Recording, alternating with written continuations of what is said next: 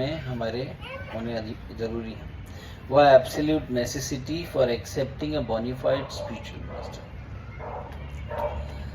In Sri Chaitanya Charitamrita is said that ब्रह्म भ्रमिते कौन भाग्यवान जीव गुरु कृष्ण प्रसादे पाए भक्ति लता बीज.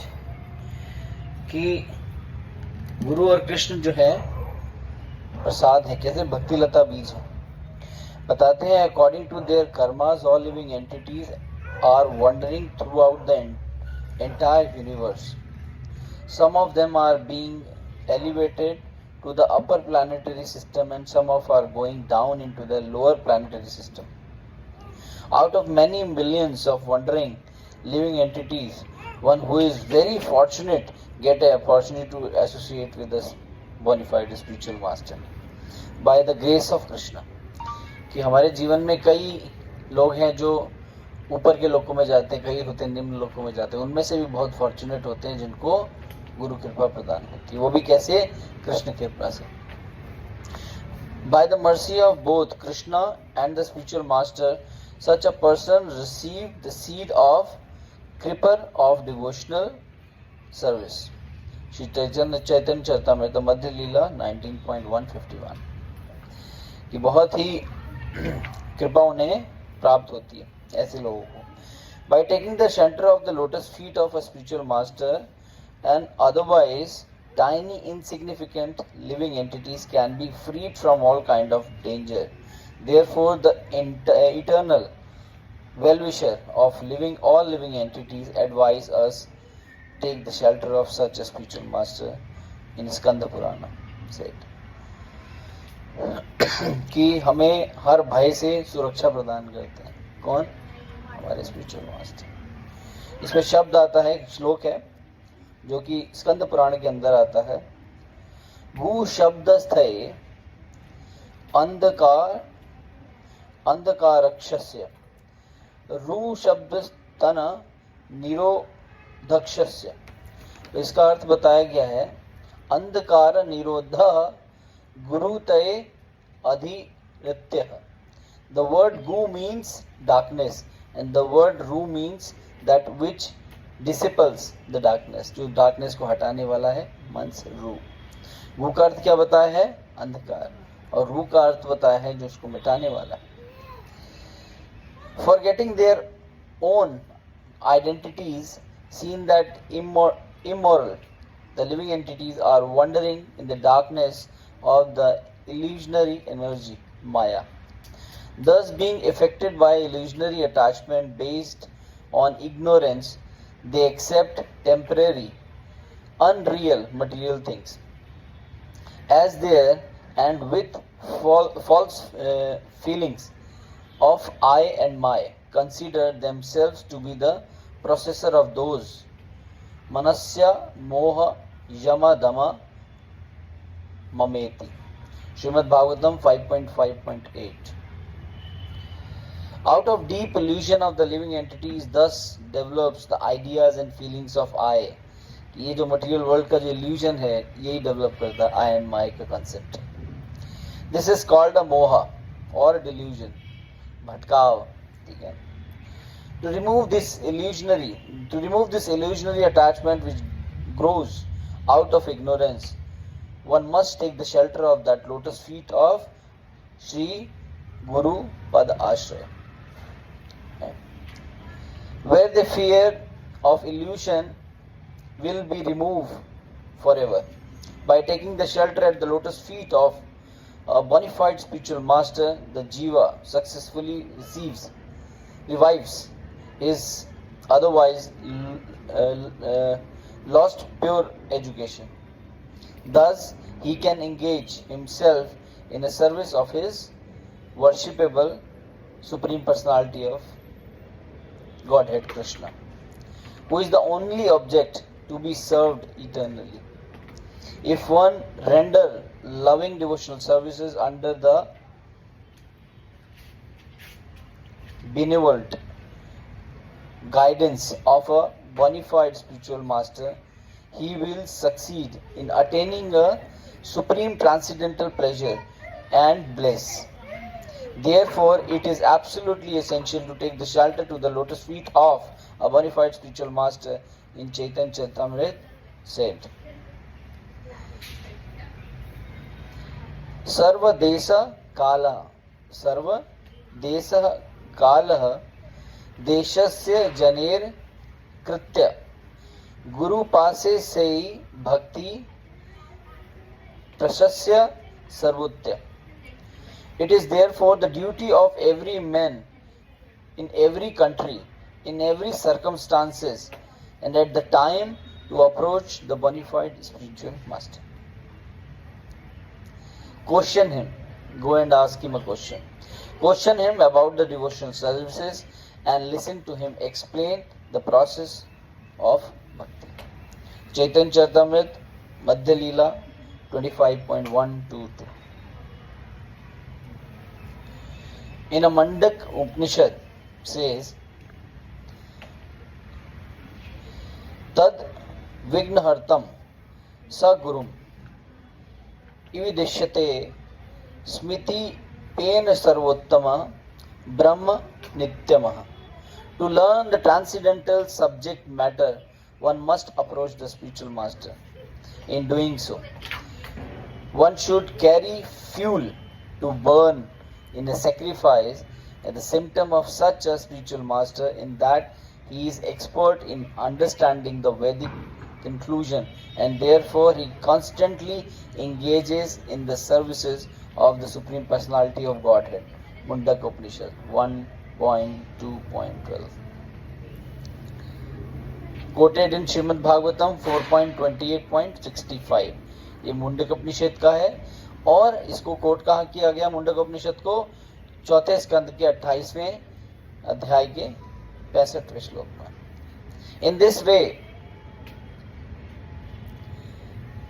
this way, many shastric injunction can be cited about, but one should accept a bona fide spiritual master. However, instead of going into the detail, I am seeking the kind permission of the assembled devotees, and may dear God brothers and God sister to present a brief introductory background to the necessity of accepting a spiritual bona fide spiritual master, said Guru. तो क्या है कि अगर भगवान को प्रसन्न करना है या भगवान के निकट जाना है या भगवान से संबंध बनाना है, तो सर्वप्रथम क्या है? गुरु पद आश्रय आपको लेना ही पड़ेगा. अब अगला टॉपिक कल आगे हम करेंगे, qualities of true spiritual master, कि एक सच्चे स्पिरिचुअल मास्टर में, सत्यवान स्पिरिचुअल मास्टर में क्या क्वालिटीज हमें होनी चाहिए. Hare Krishna. Take out your Bhagavad Gita book. Fan चलाना हो तो आप लोग चला सकते. मच्छर आ रहे हैं, फैन चला लीजिए. मच्छर आ रहे हैं, ज्यादा हो गए हैं. अच्छा, आइडिया में नीचे चले.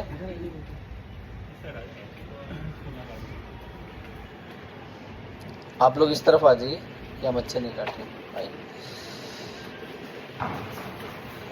भगवद गीता अध्याय 2, गीता का सार, श्लोक संख्या 11.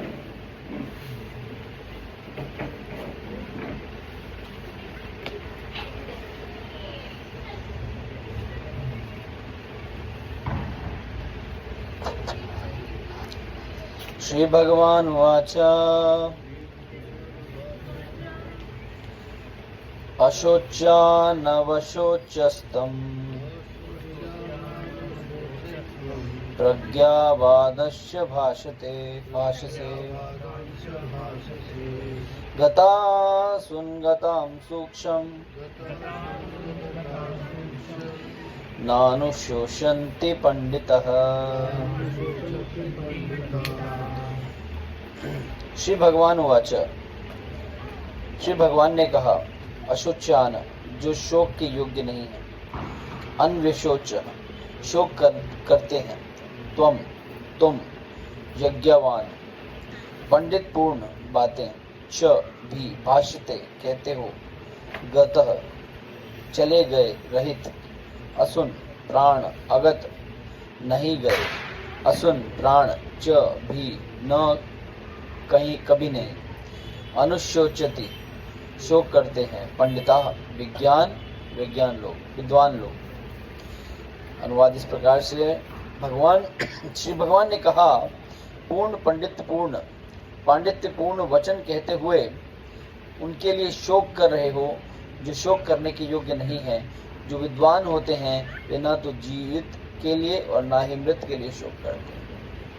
कि जो पंडित होते हैं, जो पंडित्य पूर्वक जो है, जो बुद्धिमान व्यक्ति होते हैं, जो भगवत भक्त होते हैं, वो ना तो मृत के लिए और ना ही जीवित के लिए शोक करते हैं। ओम अज्ञानतिमिरन्धस्य ज्ञानाञ्जनशलाकयां चक्षुरुन्मीलितं येन तस्मै श्रीगुरवे नमः। श्रीचैतन्यमनोभीष्टं स्थापितं येन भूतले स्वयं रूपं कदा मह्यं ददाति स्वपदान्तिकं।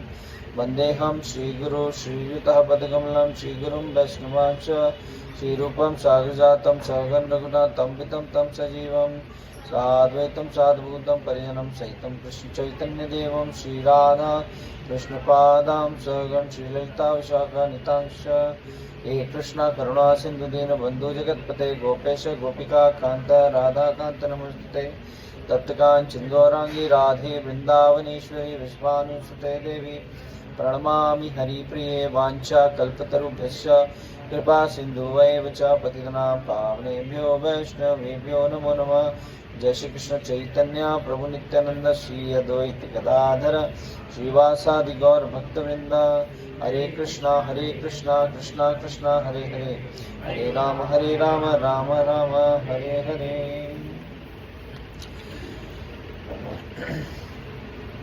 तो यहाँ पर कहते हैं,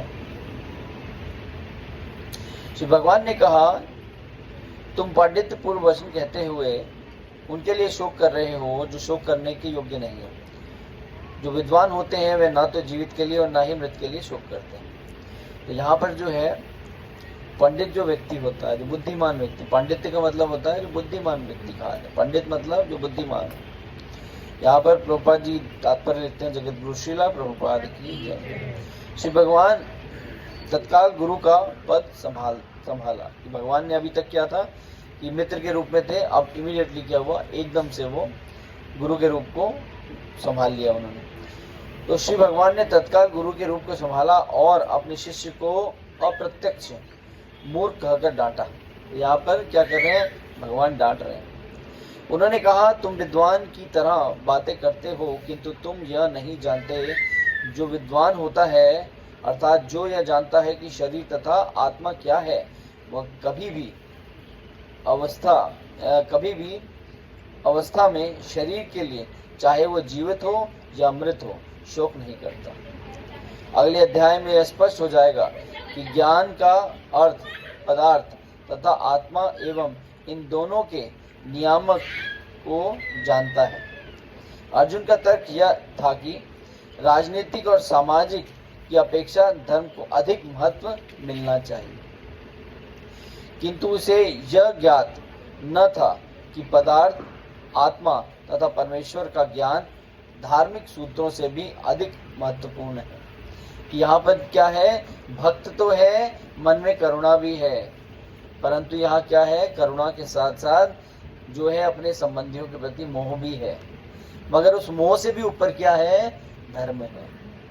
यहाँ पर स्पष्ट हो जाता है कि चाहे वो राजनीतिक हो, चाहे वो सामाजिक हो, या फिर है ना, ये सब जो है धर्म अधिक महत्वपूर्ण है।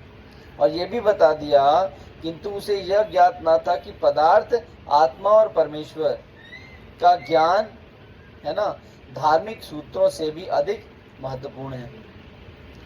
और चूंकि उसके इस ज्ञान का अभाव था, अतः उसे विद्वान नहीं मानना चाहिए। यहाँ पर हम अपनी हर व्यक्ति संसार में क्या हो रहा है, ज्ञानी बनने के बाद तर्क वितर्क करता है, अपने ही मन के अनुसार हर चीज को प्रदर्शित करने का प्रयास करता है। परंतु उससे ऊपर क्या है, सर्वप्रथम यहाँ पर धर्म को ऊपर रखा गया है। धर्म क्या है, धर्म का अर्थ क्या है, धर्म का अर्थ किसे कहते हैं, व्हाट इज धर्म? धर्म क्या है? वो बताएगा धर्म क्या है? भगवान ने कहा है। धर्म क्या है? धर्म वो है, भगवान के निर्देशों का पालन करना तो धर्म है। धर्म वो है जो भक्ति में आपको अग्रसर करता है, वो धर्म है। और धर्म की स्थापना कैसे होगी?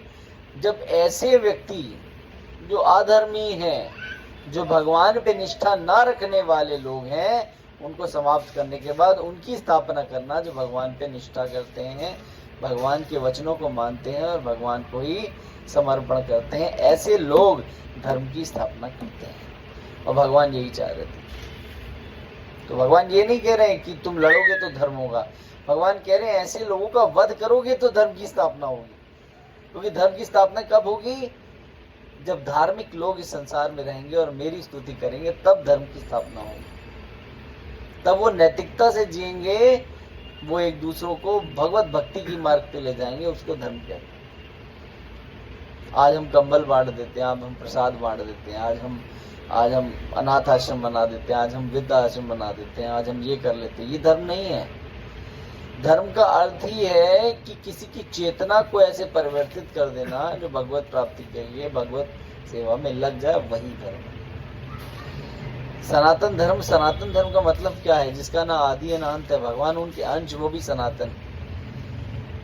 तो ये सनातन धर्म का मतलब ये नहीं है कि हम हिंदू हैं और हम सेवा कर रहे हैं तो हम सनातन धर्मी हैं। धर्म का अर्थ ही है भगवान की सेवा में नियुक्त करना, लोगों को भगवान की सेवा में सहयोगी बनना एक दूसरे का, इसको धर्म कहते हैं। और चूंकि उनमें से चूंकि इसमें इस ज्ञान का अभाव था, अतः उन्हें विद्वान नहीं बनाना चाहिए था। और चूंकि वह अत्यधिक विद्वान नहीं था, इसलिए वह शोक के सर्वथा अयोग्य वस्तु के लिए शोक कर रहा था। जो विद्वान नहीं होता, वो अयोग्य व्यक्ति वस्तु के लिए शोक करता है। पर आज हम क्या करते हैं? अयोग्य वस्तुओं के लिए शोक करते हैं। किसी के पास घर नहीं है, किसी के पास बंगला नहीं है, किसी के पास गाड़ी नहीं है, किसी के पास पैसा नहीं है। हम इन अयोग्य चीज़ों के लिए शोक करते हैं, परंतु भगवान कह रहे हैं शोक इन वस्तुओं के लिए नहीं करना जो अयोग्यता के कारण उत्पन्न होता है, है ना। और वो क्या है? वो बुद्धिमान व्यक्ति नहीं है। यह शरीर जन्मता है और आज का कल इसका विनाश निश्चित है। जिस शरीर का जन्म हुआ है उसका विनाश में निश्चित है। अतः शरीर उतना महत्वपूर्ण नहीं है जितना कि आत्मा है। और आत्मा का कर्तव्य क्या है? अपने आप को धर्म में संलग्न करना, यह आत्मा का कर्तव्य है। जो इस तथ्य को जानता है वही असली विद्वान है। इसके लिए शोक का कोई कारण नहीं।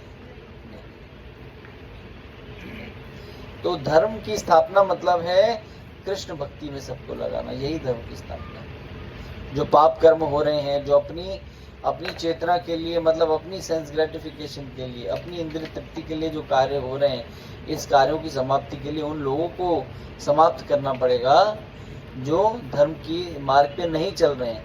पहले प्रयास करना पड़ेगा। तो उन्होंने कहा क्योंकि भगवान ने उनको निर्देश दिया, इसीलिए वो युद्ध में खड़े हुए। ऐसा नहीं है पूरे समाज में सब युद्ध करने लगे, परंतु युद्ध होते थे धर्म की स्थापना के लिए, कि जो राज्य है वो धर्म की स्थापना, यहाँ पर राज्य में धर्म हो, एक दूसरे से सहयोग हो, ब्राह्मण जो है सबको शिक्षाएं बांटे, क्षत्रिय जो है सबको सुरक्षा दे, वैश्य जो है सबके लिए अनाज और खान पान की व्यवस्था करे, शूद्र जो है सबको सहायता प्रदान करे। ये है धर्म। मगर सर्वप्रथम क्या है कि सारे मिलके जो है ब्राह्मण से शिक्षा ग्रहण करें और अपना अपना सहयोग दें। और सर्वप्रथम क्या है? शिक्षा ग्रहण करना कि भगवान की शरणागति कैसे प्राप्त करनी है। श्लोक संख्या 12। न त्वेवाहं जातु नासं न त्वं नेमे जनाधिपा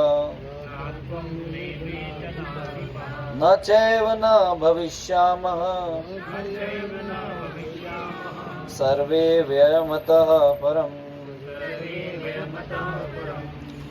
न ही तू, लेकिन एव निश्चित ही, अहम मैं, जातु किसी काल में न ही आसमः था न नहीं त्वम तुम न नहीं इमे ये सब जन अधिपा राजागण न कभी नहीं च भी एव निश्चित ही न ही भविष्यामः रहेंगे सर्वे सर्वे वयम इस सब अतः परम इसमें इससे आगे।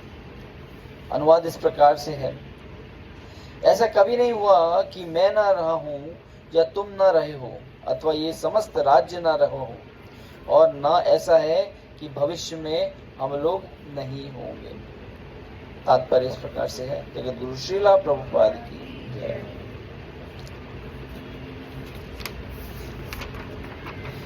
वेदों में कठोपनिषद में तथा श्वेतापनिषद में भी कहा गया है कि जो श्री भगवान असंख्य जीवों के कर्म तथा कर्म फल के अनुसार उनकी अपनी अपनी परिस्थितियों में पालक है, वही भगवान अंश रूप में हर जीव के हृदय में वास कर रहे हैं।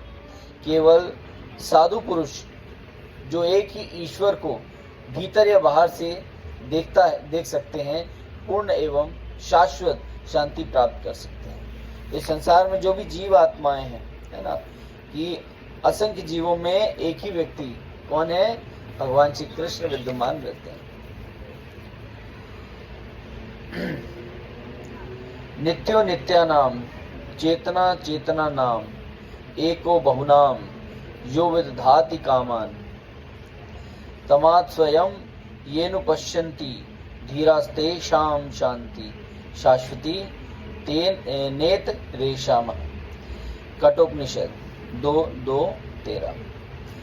जो वैदिक ज्ञान अर्जुन को प्रदान किया गया, वही विश्व में उन समस्त पुरुषों को प्रदान किया जाता है जो विद्वान होने का दावा करते हैं, किंतु जिनकी ज्ञान राशि न्यून है, मतलब कम है।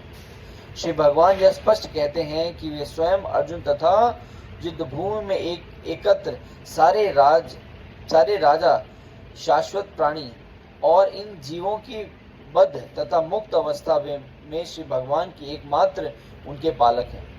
श्री भगवान परम पुरुष हैं तथा श्री भगवान का चीर संगी अर्जुन एवं वहां पर एकत्र सारे राजगण शाश्वत पुरुष हैं।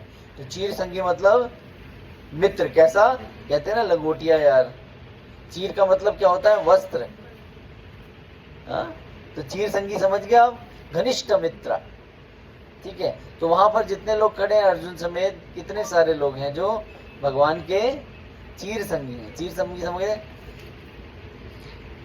ऐसा नहीं है कि भूतकाल में प्राणियों के रूप में अलग अलग उपस्थिति नहीं थी, और ऐसा भी नहीं है कि ये शाश्वत पुरुष बने नहीं रहे होंगे। इनका अस्तित्व भूतकाल में था और भविष्य में भी निर्धारित रूप से बना रहेगा। अतः किसी के लिए शोक करने की कोई बात नहीं है कि मित्रता से पहले भी ये सारे संगी रहे होंगे और आज भी, इसके बाद भी ये संगी भविष्य में रहेंगे। केवल शरीर का हनन होगा, आत्मा हमेशा शाश्वत रूप में जीवित रहेगी। यह मायावादी सिद्धांत की मुक्ति के बाद आत्मा माया के आवरण में पृथक होकर निराकार ब्रह्म में लीन हो जाएगा और अपना अस्तित्व खो देगा। यहाँ पर परम अधिकारी भगवान श्री कृष्ण द्वारा पुष्टि नहीं हो पाता, न ही इस सिद्धांत का समर्थन हो पाता है कि बद्ध अवस्था में ही हम अस्तित्व का चिंतन करते हैं। यहाँ पर श्री कृष्ण स्पष्ट कहते हैं कि श्री भगवान तथा अन्यों का अस्तित्व भविष्य में भी अक्षुण्ण रहेगा, जिसकी पुष्टि उपनिषदों द्वारा होती है। अक्षुण्ण मतलब हमेशा रहने वाला होती है। श्री कृष्ण का यह कथन प्रामाणिक है, क्योंकि श्री कृष्ण मायावश नहीं है। यदि अस्तित्व तथ्य न होता तो फिर श्री कृष्ण इतना बल क्यों देते, और वह भी भविष्य के लिए। मायावादी यह तर्क कर सकते हैं कि श्री कृष्ण द्वारा कथित अस्तित्व आध्यात्मिक न होकर भौतिक है। यदि हम इस तर्क को कि अस्तित्व भौतिक होता स्वीकार कर भी लेते, फिर कोई कृष्ण के अस्तित्व को किस प्रकार पहचानेगा। श्री कृष्ण भूतकाल में भी अपने अस्तित्व की पुष्टि करते हैं और भविष्य में भी अपने अस्तित्व की पुष्टि करते हैं। उन्होंने अपने अस्तित्व की पुष्टि कई प्रकार से की है। निराकार ब्रह्म इसके अधीन घोषित किया जा चुका है। श्री कृष्ण सदा सर्वदा अपना अस्तित्व बनाए रखते हैं। अतः यदि उन्हें सामान्य चेतना वाले सामान्य व्यक्ति के रूप में माया मान लिया जाए तो प्रामाणिक शास्त्र के रूप में उनकी भगवत गीता की कोई महत्वता नहीं रहेगी। एक सामान्य व्यक्ति मनुष्य को 4 अवगुणों के कारण श्रवण करने योग्य शिक्षा देने के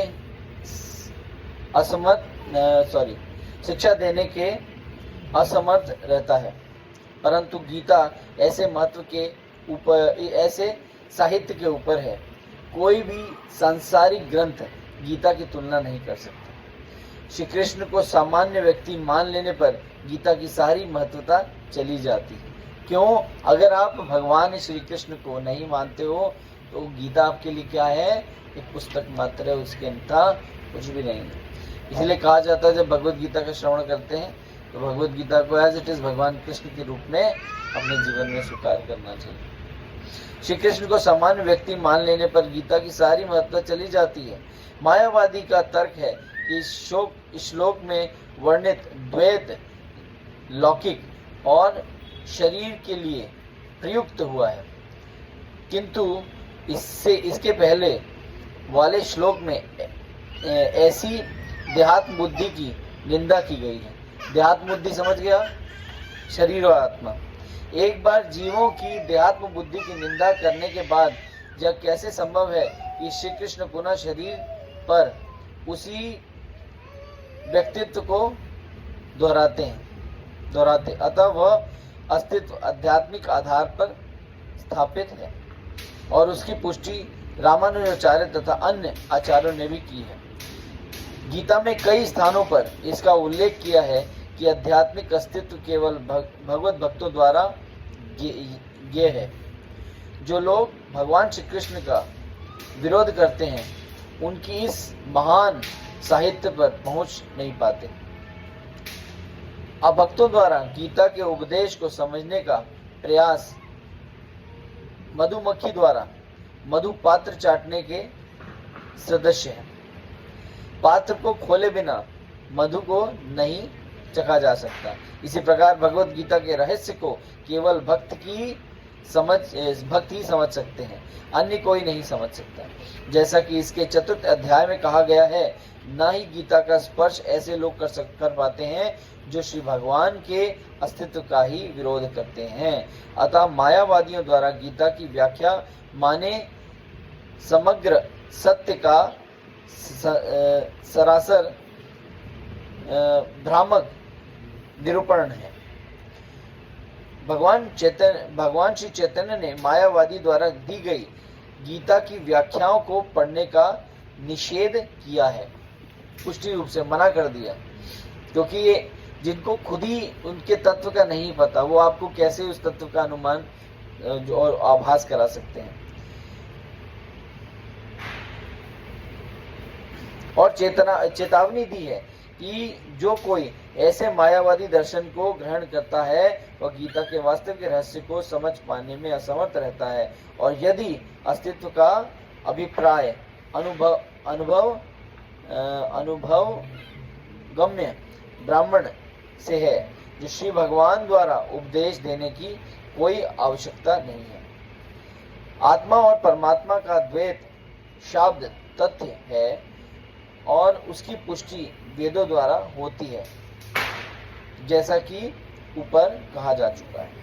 तो अभी हमने पढ़ा कि केवल गुरु तत्व के द्वारा, गुरु के द्वारा ही हमें कृष्ण भक्ति प्राप्त हो सकती है। तो एक जो बहुत ही महत्वपूर्ण है कि जो शिक्षाएं हैं वो गुरु से ही प्रदान होनी चाहिए और शिष्य को गुरु से ही लेनी चाहिए। अन्यथा आजकल इधर उधर से यूट्यूब और सोशल मीडिया से हम जो उठा लेते हैं तो वो गलत है। हमें जो है शास्त्रों से पढ़ना चाहिए और शास्त्रों को प्रश्न को पूछना चाहिए।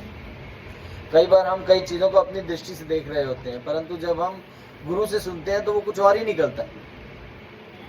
हम जो समझ रहे होते हैं कॉमन लेमैन लैंग्वेज समझ रहे होते हैं, मगर जब गुरु उसकी व्याख्या करता है तो एक्चुअली ऐसा नहीं है कि गुरु जो है अपने मनगढ़ंत बातें बताता है, परंतु जब वो उसको पढ़ने का प्रयास करता है और सोचता है कि मुझे आगे शिष्यों को बताना भी है, तो एक स्पेशल मर्सी, एक स्पेशल पावर भगवान देते हैं जिससे वो समझ पाता है। उससे पहले खुद भी उसको समझ में नहीं आ रहा होता। आप समझ लें कि गुरु जो है एक चीज को बार बार पढ़ता है, समझिए इस बात को। ऐसा नहीं है वो अपने आप डेवलपमेंट कर रहा है किसी चीज की, ये ऑलरेडी डेवलप्ड है, बट उसके सीक्रेट नॉलेज को वो लेके आ रहा है। कहाँ से लेके आ रहा है?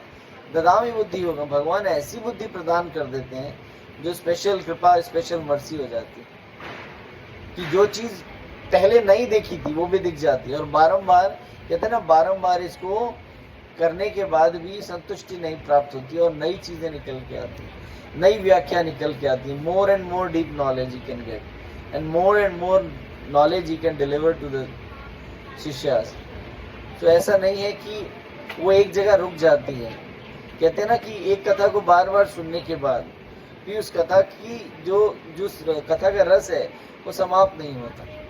हर बार हम नई कथा सुनते हैं और हर बार हमें वो कथा ऐसे लगती है हम पहली बार सुन रहे हैं। क्यों? उसमें नेक्टर हमें मिलता है, उसका टेस्ट जो है और बढ़ जाता है ना, उसका टेस्ट डेवलप हो जाता है। कैसे होता है? ये कृष्ण कृपा के द्वारा ही संभव है।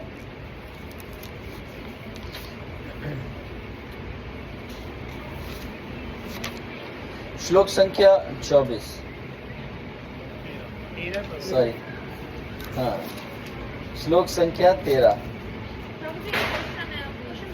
नहीं, ले लीजिए, कोई बात नहीं। यहाँ पे जैसे पहले वाले श्लोक के बारे में श्लोक के दोनों की तुलना हो रही है यहाँ पे कि ये जो है श्लोक पहले वाले श्लोक में ऐसी देहात बुद्धि की निंदा की गई है और ये वाला जो श्लोक है इसमें जो द्वैतवाद है वो लौकिक है। तो इसको किस तरह समझेंगे आप? इसमें पहला श्लोक जो है, इससे पहला वाला जो 13 वाला ना, 11-12 का 11-12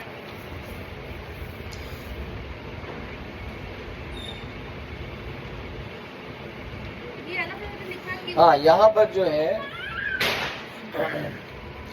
एक मिनट, यहाँ पर ना 11, आपने 11 पढ़ा था ना, ये 13-12 की बात कर रहे हो ना। इसके तात्पर्य में जो श्री प्रभुपाद कह रहे हैं ना कि यहाँ पर देहात्म बुद्धि की चर्चा हुई है 11वें श्लोक में कि देहात्म बुद्धि कि हम ये शरीर नहीं, हम आत्मा है। ठीक है, इसका निष्कर्ष ये है, जो 11वां श्लोक है उसका निष्कर्ष ये है कि हम शरीर नहीं है, आत्मा है। जिन लोगों के लिए तुम शोक कर रहे हो वो कोई शरीर नहीं, वो आत्मा है। और तुम क्या कर रहे हो? अगले श्लोक में आते हुए कह रहे हैं कि ये कार्य जो तुम कर रहे हो वो धर्म के लिए है। पहले श्लोक में बोला ये शरीर नहीं है, आत्मा है। दूसरे श्लोक में ये कह रहे हैं कि ये धर्म की स्थापना कर रहे हो, ये धर्म के लिए कर रहे हो। तो तुम किसको मार रहे हो? धर्म के लिए कार्य कर रहे हो। तो दूसरे श्लोक में कहा तात्पर्य क्या बोलते हैं? ऐसा कभी नहीं हुआ है कि मैं ना रहूं न तुम ना रहे हो, अथवा ये समस्त राजा ना रहे हो, और ना ही ऐसा कि भविष्य में ये लोग ना रहेंगे। तो जिनको तुम मार रहे हो ऐसा वो हमेशा रहने वाले हैं। तो तुम क्या कर रहे हो? तुम धर्म की स्थापना कर रहे हो, अधर्मियों का विनाश कर रहे हो, धर्म की स्थापना कर रहे हो। ठीक है, तो लौकिक मतलब सांसारिक। लौकिक का मतलब क्या होता है? सांसारिक। तुम अपनी सांसारिक बुद्धि से इन सब चीजों को समझ पा रहे हो, मगर मैं तुम्हें अलौकिक बुद्धि से समझाना चाहता हूं कि ये सांसारिक वस्तु नहीं है, ये आध्यात्मिक है, ये जीवात्मा है। इनका सिर्फ शरीर का वध होगा, आत्मा का वध नहीं होगा। क्लियर? श्लोक संख्या 13। देहो अस्मिन् यथा देहे कौमारं यौवनं जरा तथा देहांतरः प्राप्तिर् धीरस्तत्र न मुह्यते। देहिना शरीरधारी की, अस्मिन इसमें, यथा इस प्रकार, देह शरीर के, कौमारम बाल्यावस्था, यौवनम यौवन तरुणमय, जरा वृद्धावस्था, तथा उसकी उसी प्रकार देहांतर शरीर के स्थानांतरण की, प्राप्ति ही उपलब्धि धीर व्यक्ति तत्र न विषय से न कभी मुह्यति, मोह को प्राप्त होता है। अनुवाद इस प्रकार से है, जिस प्रकार शरीरधारी आत्मा इस वर्तमान शरीर में बाल्यकाल अवस्था से तरुणावस्था में और फिर वृद्धावस्था से निरंतर अग्रसर होता रहता है, वो इसी प्रकार मुक्त होने पर आत्मा पूरे शरीर में चला जाता है। धीर व्यक्ति ऐसे परिवर्तन को, मोह को प्राप्त नहीं होता है। तो मोह को प्राप्त नहीं होता है। तात्पर्य इस प्रकार है, प्रत्येक जीव एक व्यष्टि आत्मा है। प्रत्येक जीव एक व्यष्टि आत्मा है। वह प्रतिक्षण अपना शरीर बदलता रहता है, कभी बाल्यकाल से रूप में, कभी युवावस्था की वृद्धावस्था पुरुष के रूप में, तो कभी वृष्टि आत्मा वहीं रहता है। इसमें कोई परिवर्तन नहीं होता। यह वृष्टि आत्मा मृत्यु होने पर भी अंतोगत्वा एक शरीर बदलकर दूसरे शरीर में देहांतर कर जाता है।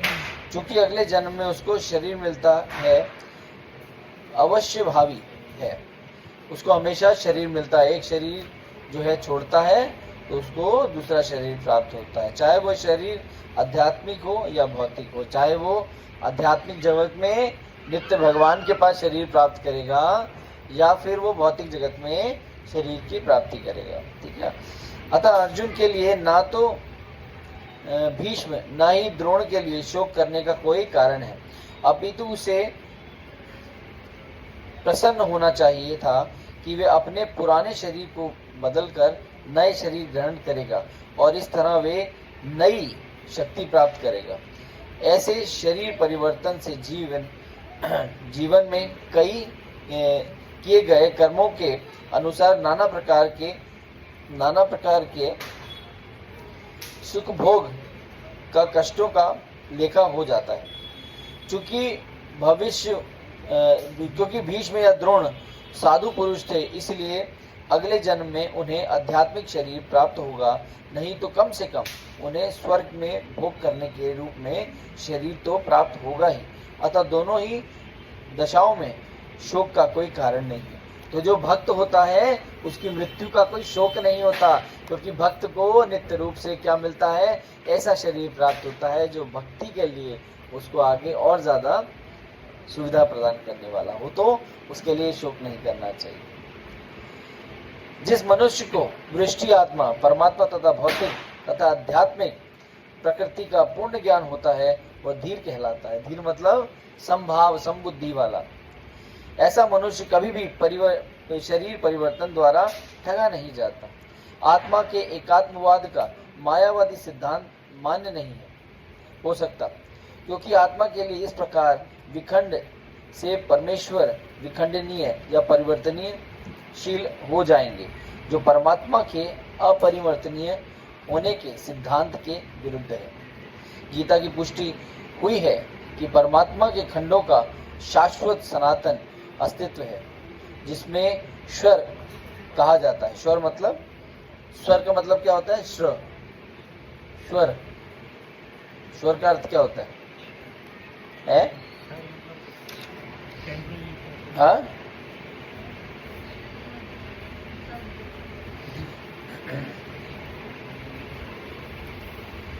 यहाँ तक कि मुक्ति के बाद भी आत्मा जैसा का तैसा भिन्न अंश बना रहता है, किंतु एक बार मुक्ति होने पर वह श्री भगवान के साथ सच्चिदानंद रूप में रहता है। परमात्मा पर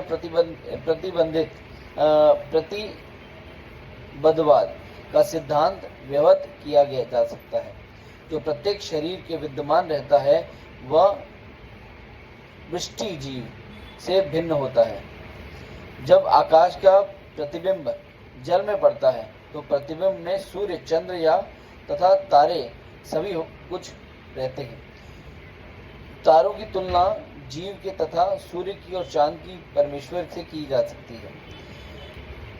वृष्टि अंश आत्मा को अर्जुन के रूप में और परमात्मा को श्री भगवान के रूप में प्रदर्शित किया गया है।